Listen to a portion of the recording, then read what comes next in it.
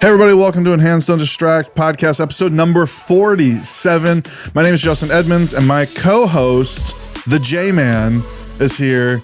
And I came prepared. I didn't have to stop and look it up. It was just there, so I had it. It was good to go. So today we've got a couple special guests that we'll add on here in a second. But first, we want to say thank you so much for the 1,000 subscribers we finally hit. So if you're not subscribed, which a majority of you aren't, make sure you smash that subscribe button. We're here talking about church tech and everything that it affects and connects to. But yeah, I think we should get into it. So what's our topic? And then we'll introduce our guests so that they know why they're here. Today we're talking about IT and kind of best practices for churches. Just talking about a smorgasbord of different topics and technologies, and really what you should be doing and using at your church. So yeah, we got some experts today. Yeah, so you may recognize him from earlier podcast. He rebutted our topic about Mac versus PC. Anthony Punt from the Goat Technologies. He hates goats, but he is the greatest of all time. So that's why he just kind of embraced the goats, right? Yep. And then we've got Sir Captain Chuck Warren here. Yes, he is. He's a boat captain as well as an IT professional. For how long have you been doing IT, Chuck? I don't want to insult you. 25 years. All right. So about as long as me. Yep. Ever. Feels like ever sometime. Yeah.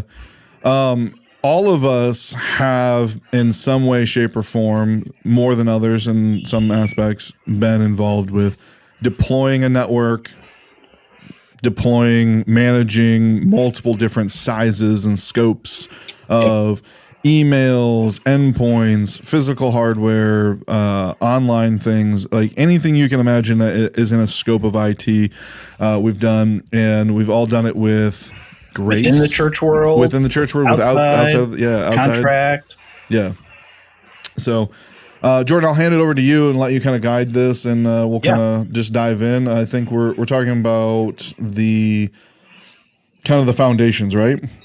Yeah, the building blocks. So, we're hoping to talk about either in this podcast or in future ones, network and Wi-Fi, email platforms, endpoint or computer management, integrating with AVL. But yeah, let's just start. I mean, you got to have kind of some network and some infrastructure at your church, at your organization. Anthony and Chuck, what do you guys recommend? What are you guys running? What are you guys installing for churches out there as far as like network and Wi-Fi? Everybody always wants to have a faster network, faster Wi-Fi. What's the latest and greatest? What's maybe best practice for a church? Yeah. Can we start with maybe like what are you guys seeing in facilities right now? Yeah. And then what is that best practice based off of what you're seeing? Like what are people not doing that's not best practice? Does that make sense? Yeah, I can start because I literally just did this yesterday. I just did an install at a church. We did about 8 Unify access points. So I did a long range to get out toward an exterior building, and then I did a bunch of 6+s, which are a real nice balance. Hi, Kitty. Of price to performance and capacity and everything. But what they were doing wrong was what I think happens at most businesses too, and that it's just like a hodgepodge. It's somebody comes in, they say that they know what they're doing, which the people of the business or the church, they don't know any different. So they're just leaning on this person. They end up installing a Netgear router. I think it was like an N300 as the main router for the building. A Nighthawk. Yeah. Yep. Plugged into a switch, plugged into 2 Amplify routers. So the actual router base. And then it had about cubes. 4 or 5 of the little plug-in amplifies around the building. And then a couple other, like there was a TP-Link router, and then they complain about their Wi-Fi not working properly. So that's kind of, I would say, what the base is out there in every church, every business, every nonprofit. And then fixing that is like what we do. And that's installing a cohesive system where somebody could walk around the building and continue with their Wi-Fi connection. And that's basically what we did there. That sounds pretty terrible. Can we go down that path? Chuck, what's the worst like setup like that you've walked into? You've had to like replace or refix? Yeah, that I think you summed it up nicely, though. The whole mishmash of stuff, and especially in a nonprofit situation, it's like, well, some volunteer or some church member or somebody, well, he knows computers, right? Well, great. He knows home computers. He's fixed his mom's computer or whatever. And, or, maybe he put in the TP-Link. He built a gaming computer. Right, exactly. And called me for help getting the OS installed. I actually had that happen recently. But, the same thing. It's like, well, we started with Ubiquity because we had a contractor come in and do it. But then, Joe was able to, he stepped up and he's a volunteer. He's going to save us all this money. And he's running the Best Buy and buying, Linksys and TP or Netgear stuff. And I have no complaints with Netgear. I don't. But it's right place, right time. And, people don't understand adding all that stuff. Actually, here's my take on it. I think the average Joe sees networking like electricity. I plug stuff in, juice goes across the wire, everybody talks. And after that, I don't care. I don't care about performance. I don't know. I don't understand performance, latency, anything. And so if Joe can run to Best Buy and grab a Netgear switch and put it in and bring up an office, then that's the best solution. And not to say I'm not guilty of that myself on occasion, but there's a time and a place. And adding the mishmash, you lose the ability to manage everything through a center console. Like Ubiquity's UI is phenomenal. You have so much control over everything in the building. With that, I mean, just even troubleshooting or trying to identify a problem. But, adding all that complexity. And then the other thing that happens often is, okay, you, the contractor, are called in to do the big stuff. And Joe's running out and buying switches and plugging them into their desk. You now don't know what's out there. You've lost the ability to easily troubleshoot. If you add stuff into the mix that I don't know about, I don't know to go and look at it and troubleshoot the problem starting there. Right. Yeah. So there's a ton of problems. I want to state we kind of in any industry, right? Like there are certain brands that obviously we prefer. I would say that, we kind of both thrown TP-Link or Netgear under the bus a little bit here. Both of those companies have full ecosystem solutions that can be deployed and not be a bad situation. The problem is that because of how readily available they are and how many SKUs they have, you end up with what we're talking about here with these weird hodgepodge together systems because, this one part of the building doesn't have, blank, right? Enough network ports or enough Wi-Fi coverage. Well, how can we do that? Well, like you said, Chuck, they're running to Best Buy or Staples or in some cases even Home Depot and going, what do they have in stock? Oh, here's a TP-Link. Well, we'll throw over here, right? And 6 months later, oh, we need more over here. Oh, well, they didn't have the TP-Link that I bought 6 months ago. They have this other Amplify one, and we plug it in to go over here. And now we're 2 years, 3 years down the road, and we have 7 brands of manufacturers that, aren't cohesive and aren't working and being deployed. And you get what Anthony finds, right? Exactly. End up with a bunch of Eero repeaters, which I actually think Eero is doing a good job, but you end up with a wing where it's all covered by Eero, a wing where it's covered by one Netgear router that's been turned into an access point, some Netgear wallboard repeater, But if you don't know what's out there, sometimes you don't know where to start troubleshooting. And then the back office is covered by Comcast Wi-Fi. Right. I've seen that somewhere. I feel like I always come back to this, but it's just the cheap, good, fast. Just put a pause. What is going to be the best thing? Consult with some people, not just what's the fastest. Go to Best Buy and grab it. Solution. I feel like churches are just so victim of that so many times, whether it's the cheap or the fast. But you pay the price long term for that. Jordan, break that thought process down just for people that don't know what you're talking about. Cheap, good, fast is the thought is you can only have two. You can only have something that's cheap and fast, but it won't be good, or it's good and fast, but it's not going to be cheap. Right. And again, so many times, everybody wants a cheap, good, and fast solution, but there's just so few of those out there. You oftentimes need to pick your poison, essentially. Do you want to pay more? Do you want it to take a long time? Or do you want it quality to kind of where do you want that to be on the scale? So, Yeah. yeah. So what would be some best practices? I think that like when I think of the people that listen to this podcast, they are, like you said, like the guys that just don't know, right? They don't know what they don't know. They tend to want to ask a question to someone else to get it done. Or you have a guy that like has an understanding of tech a little bit, but just wants to learn more. And when we say best practice is like best practice in my head, and you guys push back if you feel like you want to here. Best practice is not the only way to do it or the right way to do it. It is the correct way to do it, right? That's a good way to put it. There can be multiple correct ways to do the right thing, right? And so my question to you is like, church comes to you and says, hey, we don't know what to do. Like, what is the foundational cornerstone to a network for a church that you would give the advice for? I'm partial to Ubiquity still. I think we all are. I think we're going to throw out that name a lot because I think that's the most cost-effective, solid, all-in-one solution. It's a good balance. Return on investment. It's a good balance. You're not spending a fortune, but you're getting a good product with a phenomenal team behind it. Yep. And you also don't need to have a PhD to run it and operate it. But it's advanced enough where you can. Right. Correct. If you want to get into it.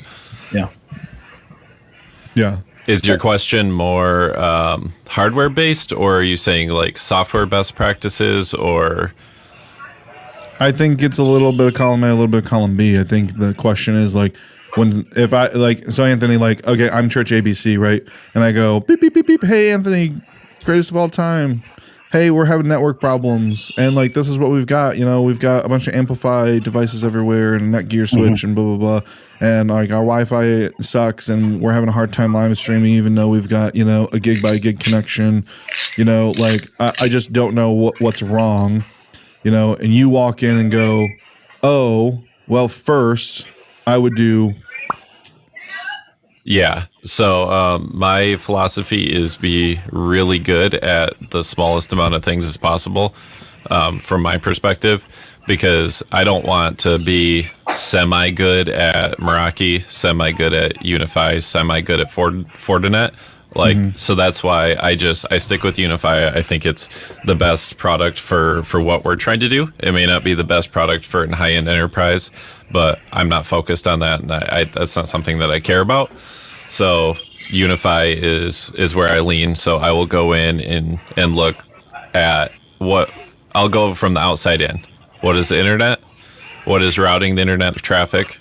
Then what is switching the internet traffic?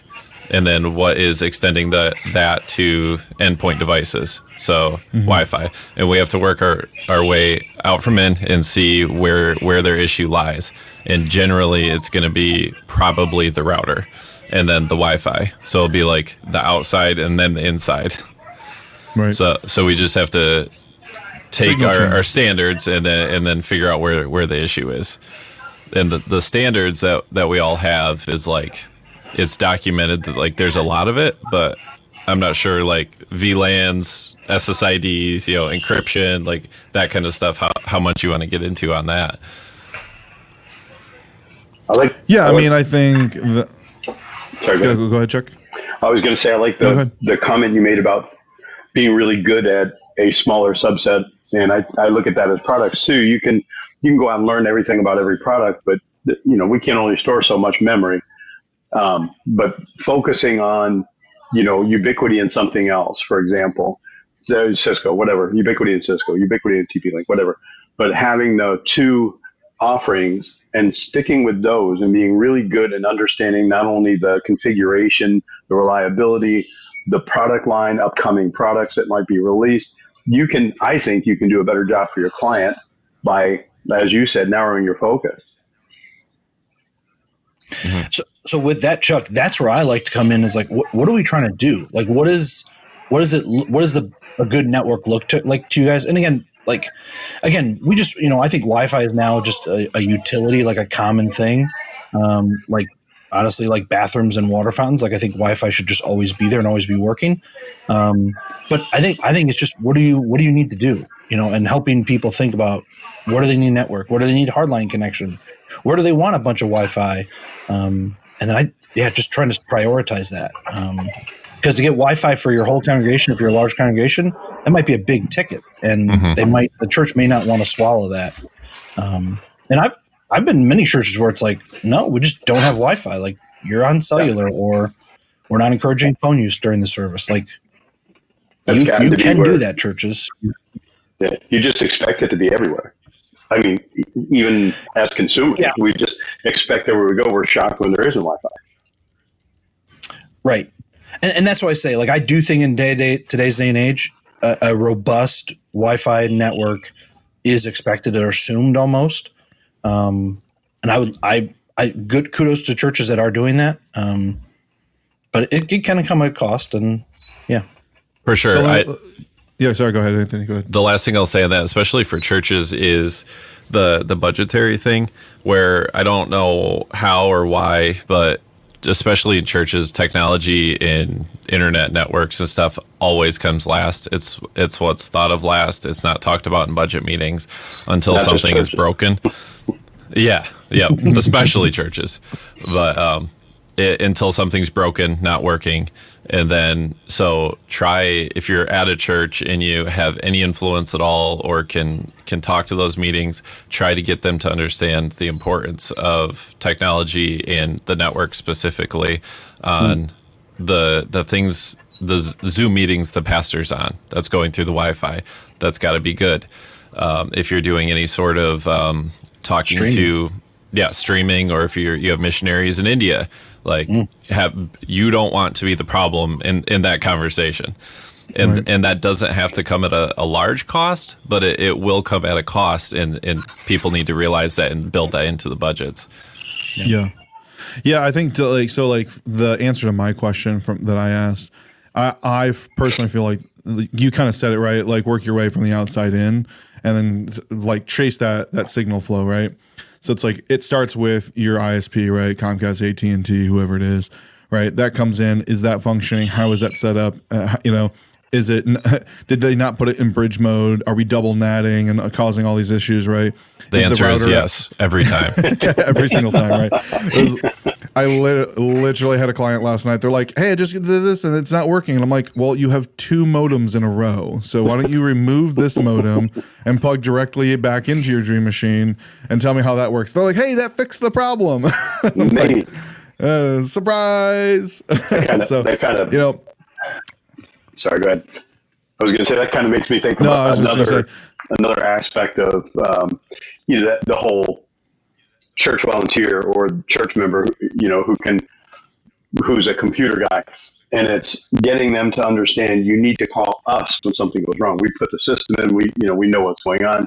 Can't let Joe climb under the desk and troubleshoot. I just had this smaller office, smaller organization, and they called me, "Oh, well, the reception computer is not working." Okay, what's wrong? It's not getting on the internet. Okay, it's probably something simple. People have this idea that gnomes come in the middle of the night and move all the cables around. So if I climb under the desk and I unplug things and I move them, I'll unplug this network cable and move it to a different port, or unplug the cable going to my phone. And it's like, holy smokes! So I get under there. There's 2 gray cables. One cable's plugged into the wrong port on the wall. The other cable is plugged into the computer and not the phone, and they don't understand why the phone doesn't work. I get sorry. The problem is just that they had kicked the power supply for the phone out of the power strip. They had nothing to do with anything. They're under there moving everything around and changing. We went to Best Buy and bought new cable. It's like, why did you couldn't give me 10 minutes to call you back? And now you've made it to where I have to show up. Not that I mind, but I'm on the north side of town. I got to stop, come all the way down, fix it when I could have done it over the phone. I don't mind, but why didn't you just call me?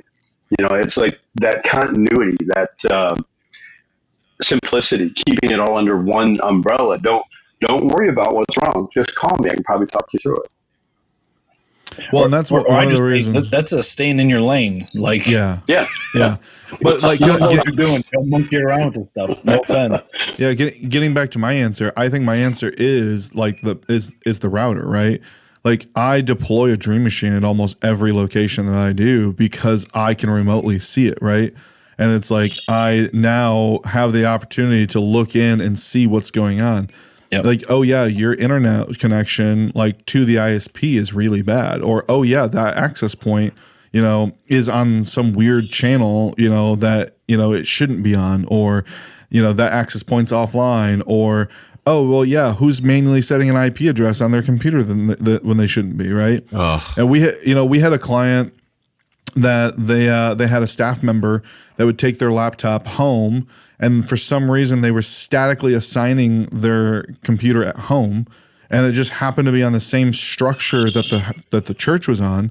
So he'd come back and turn his computer on, and because it was on the same structure, it would connect, and then it would just wreak havoc because of IP conflicts. And like we chased our tails because the thing was like they wouldn't call me, right? They'd send me an email. Oh, hey, by the way, yesterday we had this really bad problem. We don't understand what was going on. And then it's like, well, I couldn't figure out what was going on. It's like, you need to like call me like right away.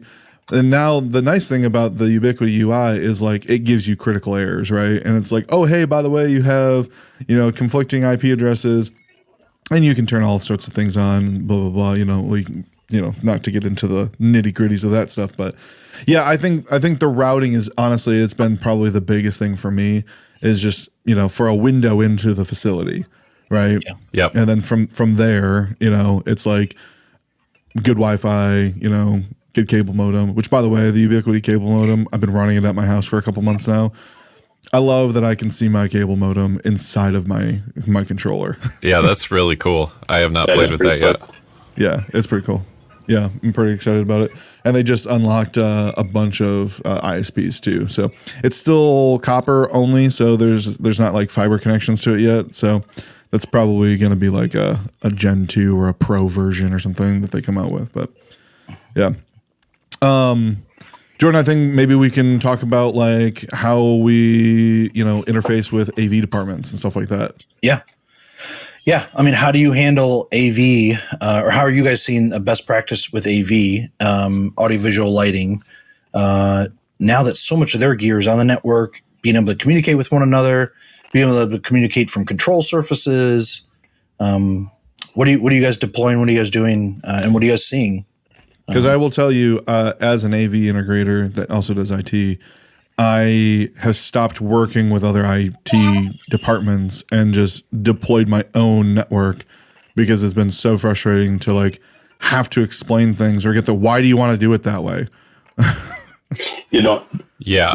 If I can comment on that real quick, I think the biggest problem and something I try to either establish or feel out in the beginning when you've got to cooperate with other technical departments is communication, cooperation, and respect.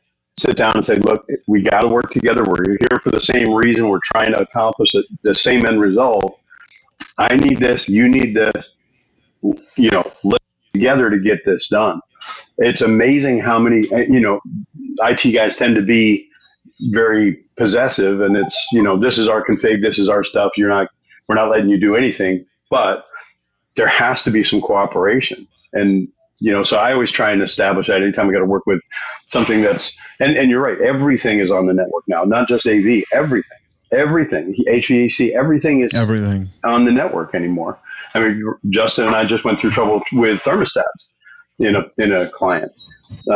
It's amazing. Everything is on the network. So you have to have some kind of cooperation or it's a nightmare. Yeah.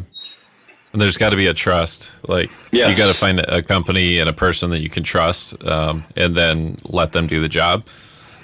Especially coming from both sides of it, where I've been internal IT and then external IT, and coming into a place where you're assisting like say a bigger church or a business that has an IT department. Like you got to have a trust. Like you are paying me to be in here with you. You are paying me because you trust me. Let me do the job. So it might be a bit of a attitude or a perception issue with the IT department where they don't want people to touch the stuff, or it could be, well, this is the way we've always done it. There's so many facets and so much. There's some philosophy there. The way we So how do you how have you deployed AV network inside of a building wide greater network then? Like, Anthony, I'm gonna throw this to you directly because I know the church you work at. So you have building wide network for staff members and guests, but then all of your AV lives on that network as well. You don't have two separate networks, right?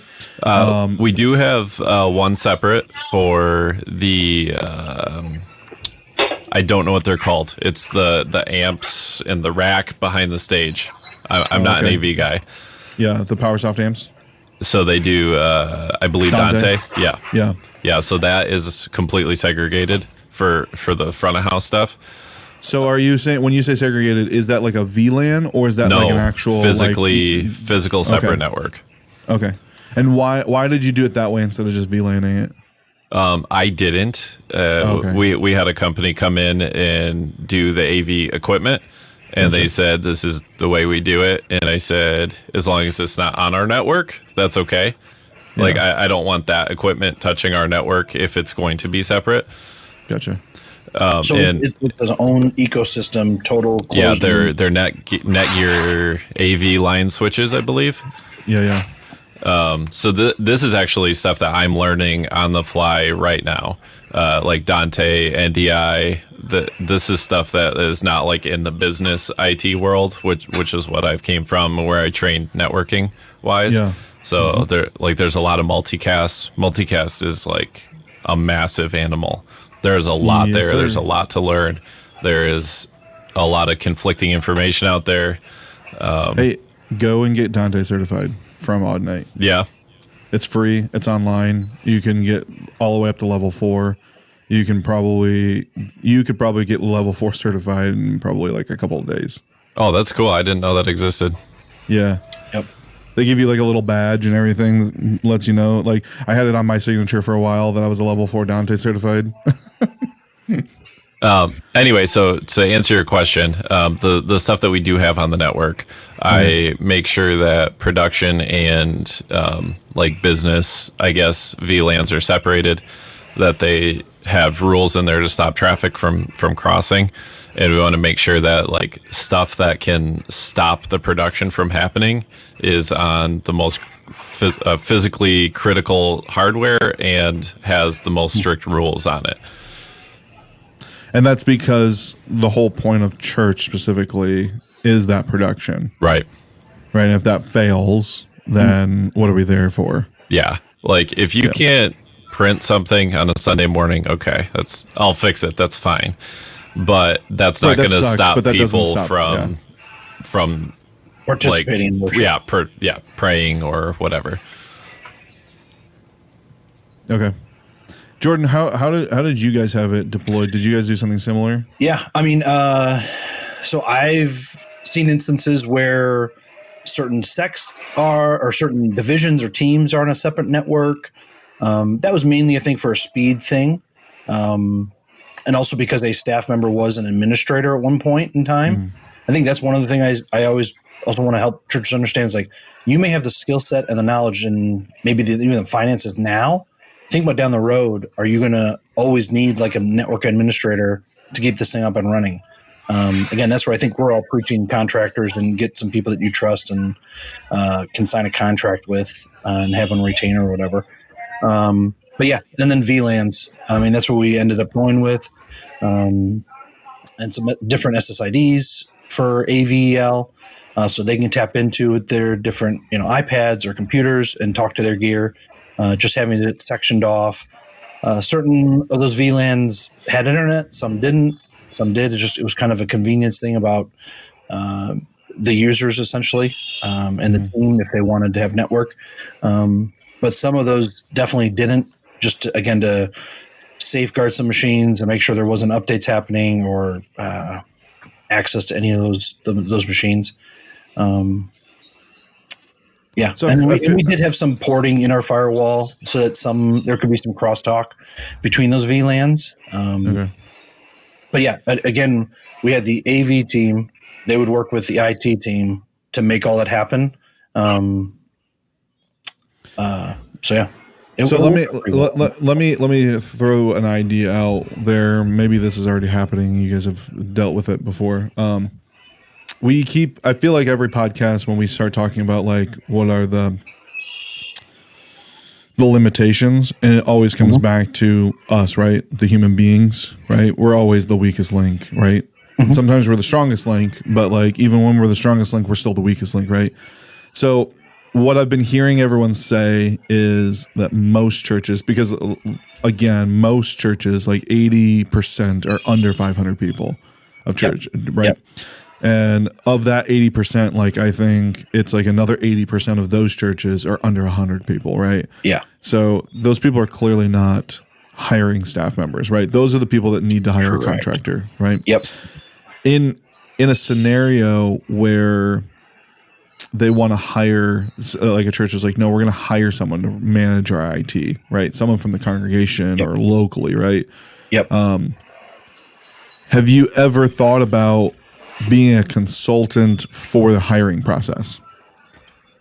Oh, no. Like I've done that on the AV side one time where we were the contractor for a church, and they had an intern that they kind of were on the fence about hiring as their tech director because their tech director had left like about 6 months prior. And they were like, hey, what do you guys think about this guy? And this guy, he was a guy that like, he acted like he knew everything, but he didn't really. And it was like every statement that came out of his mouth was either wrong or a lie. It felt like, right? Laughing. And so we were kind of like, yeah, I don't know. Like, I'm not going to say that it's going to be horrible, but I would say, like, I don't think that it's going to probably end super well for you. And they were like, yeah, that's kind of what we were thinking. So like, what do you, like, what would you suggest? And I was like, I don't know. I'm like, do you have any other candidates? And they're like, yeah, we've got a couple other guys. And so then they started kind of talking to us and saying, hey, like, what would you guys say about like coming in and being a part of the interview process?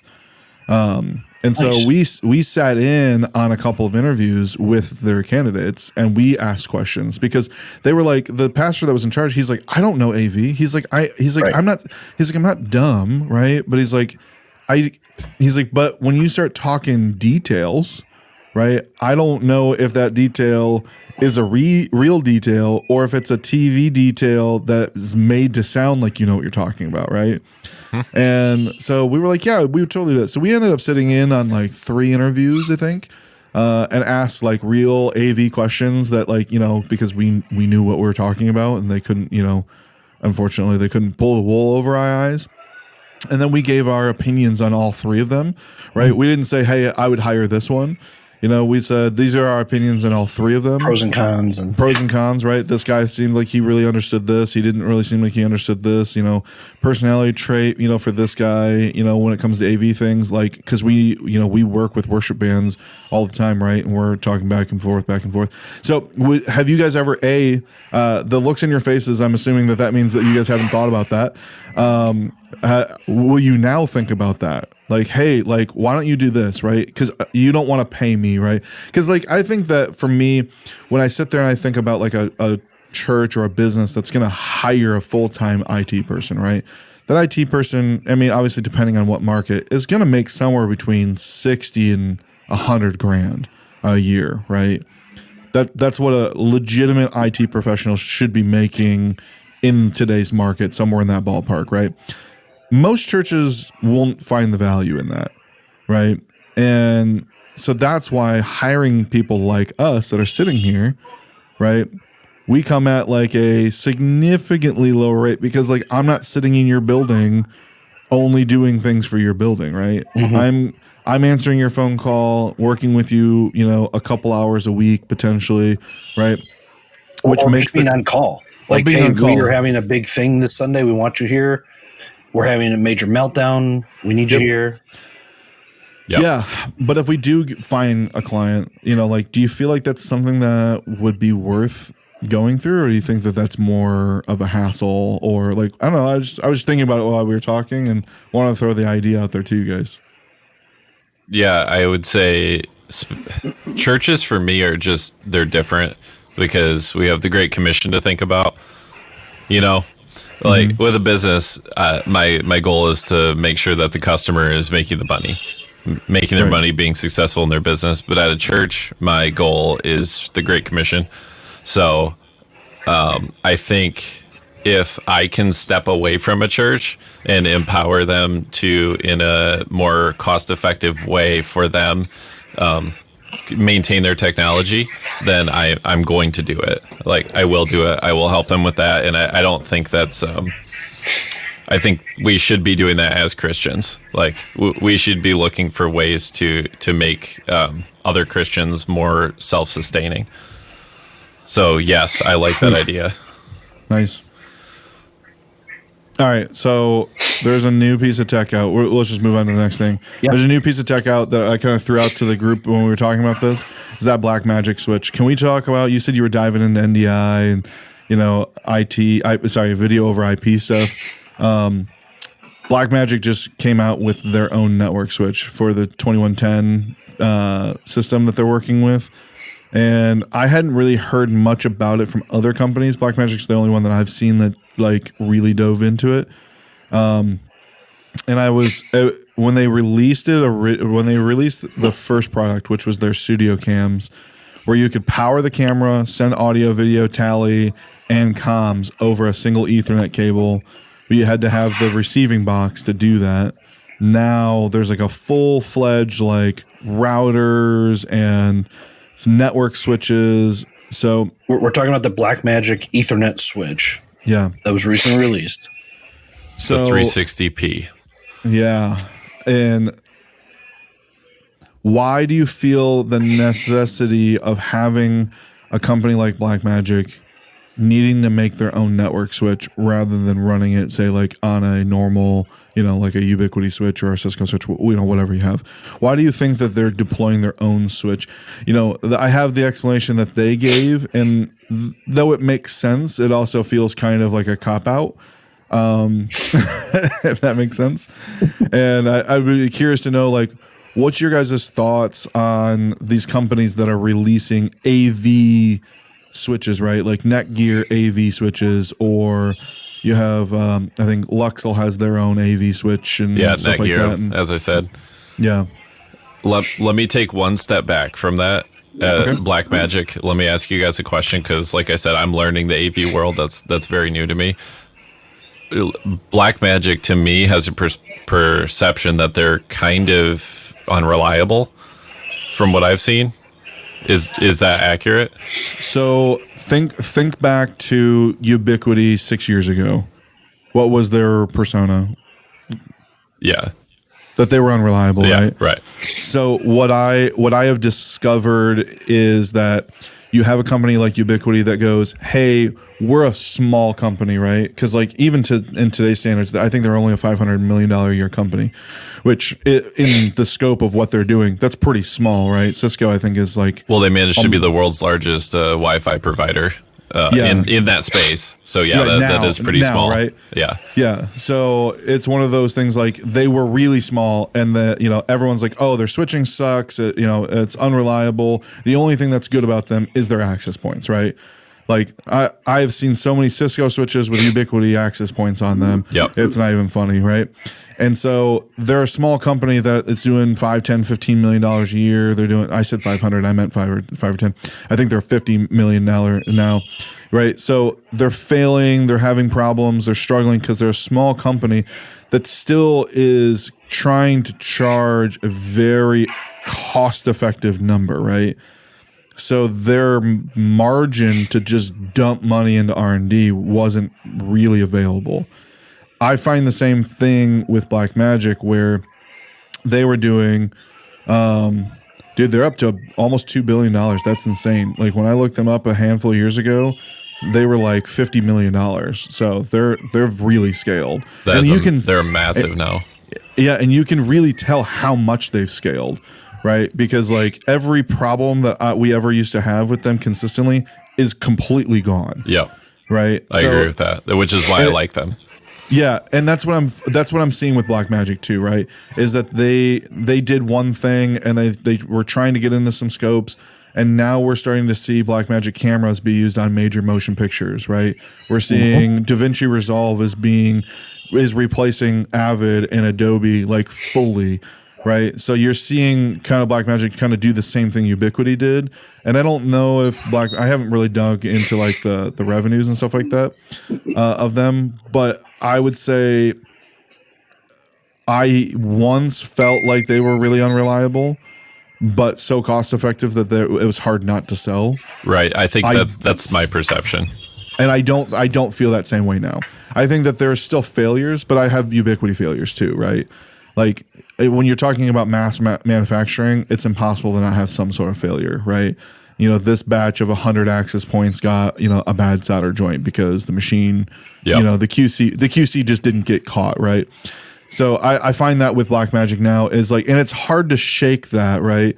And Ubiquiti had a hard time shaking that for a while, but because the way that Ubiquiti shook that, and correct me if I'm wrong, is like when you go from being unreliable to being reliable, and you're reliable, and you're reliable, and you're reliable, and you're reliable, and you're reliable, eventually the persona of you're not reliable can't hold a candle to it.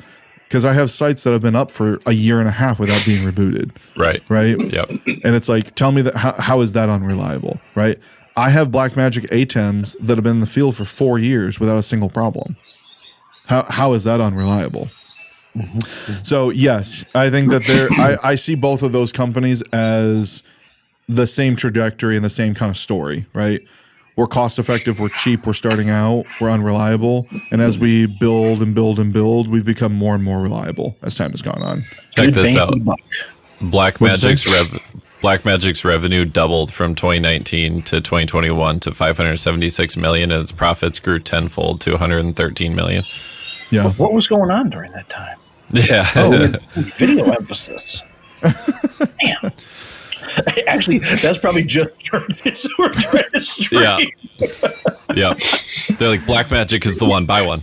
Yeah, churches came up with that money. We'll put tape over the name. Yeah. Oh man. Sidetrack story real quick. Did I tell you about my logo? No. My logo is the goat, the profile side picture of the goat. I could not do the front facing goat that I wanted to, because every single time it looks like the devil, no matter what you do. And the people that I showed it to immediately, they're like, isn't that Baphomet? So same thing with Blackmagic, same thing. Yeah. This might be before you, Justin, but Airfin View, I don't know if you know that little media viewer, Airfin View, the logo is a squashed armadillo. But when we put it on all of the desktops in the building, it looked like a squashed devil. And we had to take the program off all the computers. Because that shortcut. That's hilarious. Okay, so back to the original question. Why do you think that Blackmagic is deploying these switches, or the Netgear AVs and some of those kind of things? Like why do you feel like they're doing that? Is that it? I understand that like these video over IPs are pretty bandwidth heavy, but with like segregation, like a lot of these switches, like I feel like are pretty, they have pretty high capacities for traffic. I have a theory. Straight away, I know one thing is just data rates, and you have higher resolution cameras. They have a higher data rate, and needing something like a fiber or Ethernet connection to transmit. So, and I know that's one factor. Is that switch? Can you dump that switch on to the stream real quick? Into the chat. Sure. I can present it from there. So one of the big things on their website says it configure. Well, blah blah blah. You won't need an IT technician to configure a complex multicast. Which is what I was saying earlier. Multicast is quite the thing. Right. So they're plug and playing. So that kind of makes sense, right? Where now instead of having to like configure things, because like even in Ubiquiti world, you have to turn on and off multicast and jumbo frames and so on and so forth.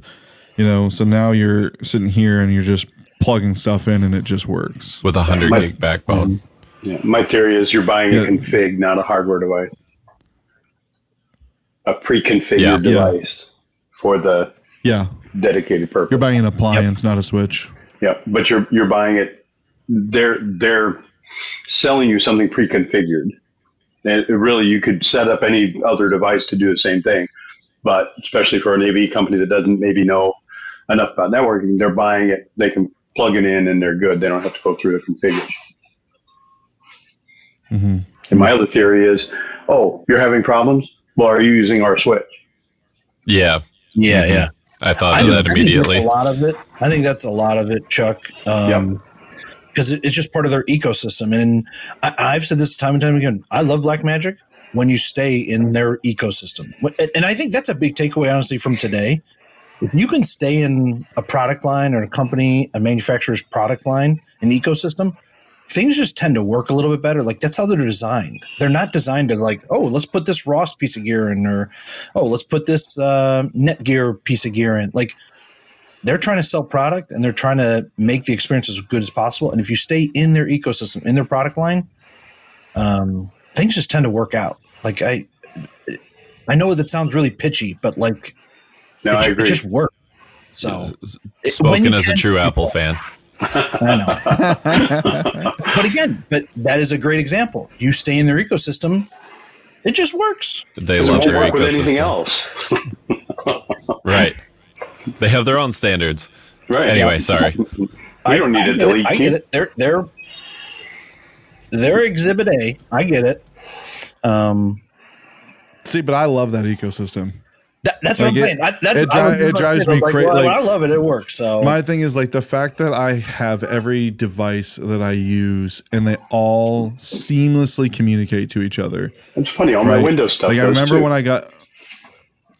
Yeah, I'm not sure what you mean. when you edit a video and try and get it to your phone, not compressed. How do you do that?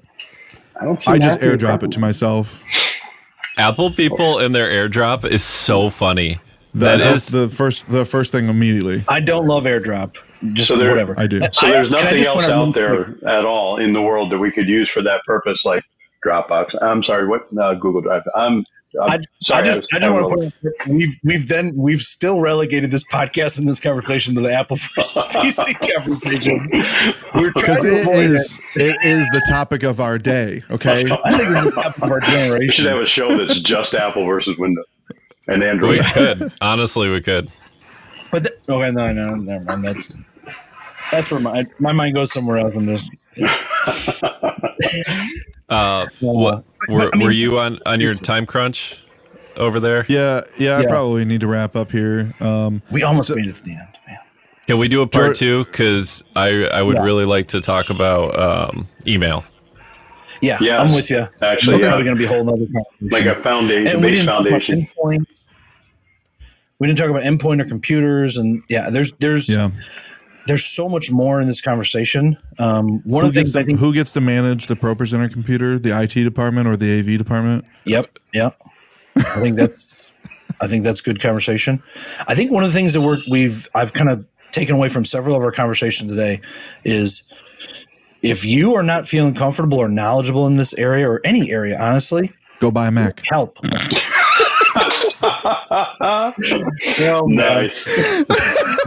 Those are not interchangeable. Like you should not. You do not need help. Anyway. But seriously. Anthony's like, screw this. I'm not even coming back for part 2. No, I was just thinking. You just admitted that Macs are for people that don't know what they're doing. Oh man. Hey, keep it simple, stupid. Am I right? I think that's a driving thing. If you don't know, the sooner you can get beyond yourself and saying, "Hey, I don't know. I need some help with this," and getting help from a trusted, recommended person in whatever area. I mean, if it's finance, technology, IT, grounds and facility, whatever, counseling or how to deal with disciplinary in church, like seek help, get a professional, Get somebody who's been down that road. Yeah. And I think this is a deeper conversation to have down the road at some point in time, but it's like, I hate the thought process that I don't know if you guys have ever had this where you have like a thought process where you're like, I really hate that I have this thought process, but I feel like where I'm at, what I see, it's the thought process I have to have. And I feel like you can't trust anyone, right? And like, not because anyone's trying to be nefarious or anything like that. And I want to trust people, right? And I think that that's the foundation of things, right? And I think that the trust that I'm talking about is like I tell my guys, like, hey, I trust you to tell me something, that you're not just trying to get out of having to do something hard, right? If you're telling me that this can't be done, I trust that you're telling me the truth, right? I'm not talking about that kind of stuff. But when I have a guy from my church that comes up and says, yeah, I do computers, I wouldn't trust that without actually really verifying that. Is more so what I'm talking about, right? Like, how do you know computers? How do you know audio, video? Over ambition is kind of how I think of it. It's like, yes, maybe your heart's in the right place. You want to help, you want to do things, but 100%. You're shooting. I just went through this with something that could have been a disaster. It's unrelated to computers, but the thought process is there. Somebody that's trying to make a name for themselves in boating. He walked up to me on the dock, handed me a business card, and started talking to me about wanting to drive all these boats. And by the end of the conversation, I realized he has a very small license. He has zero experience. The guy, I'm going to guess he was maybe 25. Right there, there's no way he can have the experience to handle a boat, an 80-foot boat. But he then connected one of my clients and had them believing he could handle their boat when there's no possible way. I mean, he admitted to me that he couldn't, and he's telling another guy that he can. Unrelated to IT, but the same kind of thing. It's like, I get it. You're trying to make a name, or you're trying to be helpful. You're trying to get ahead, or even gain more experience or credibility, but at what cost? Yeah, there's no other departments that you would hire or let people do things that don't have experience and don't know how to do it, right? Well, people don't know either. If someone tells you they know how to play acoustic guitar and sing, and you put them on stage to lead worship, and they clearly don't know how to do that, you wouldn't let them keep doing it, right? The problem is with IT. The problem is people don't know. So you could tell them, it's not working, not because of what I did, but what the previous guy did, or that piece of equipment, or we need to replace that. They're grasping at straws, even if they believe it, or whether they don't. They're just grasping at straws trying to fix it. But the end user doesn't know. They don't. Like you were talking about consulting on a hiring process. You can't. The pastor is not going to know that guy sitting there is feeding him a line of garbage. He's not going to know. Yeah. Well, I think we can have more conversations. So let's get something on the books to do a part 2, maybe in a week or two. I really do enjoy talking with you guys. I know this conversation was a little all over the place. So there's so much to talk about IT, in multiple facets and stuff like that. So make sure you guys are commenting down below. What are some questions that you have that you want us to answer in part 2 here? What are some of the things you've seen? Like, is there something that you just can't figure out? You want to hire someone and you have certain questions that what do I need to ask them? Like, comment that, ask us those things. We will get back together in the next couple weeks, and we'll record another podcast together for part 2 of this conversation. Guys, thank you so much for spending your time talking with us. Anthony, we'll convert you over to a Mac guy at some point in time. Not me. You're not getting I'll me. Die. Me and Anthony. I'd rather die. Yep. Yeah. I'm with you. And you're on your own on that one. Half and half here. Yeah, no, but we do really appreciate you guys coming on and taking the time. You guys your wealth of knowledge, and we really appreciate it. So, thanks so much for watching. Make sure you hit that subscribe button and hit the notification bell. And like I said, comment down below.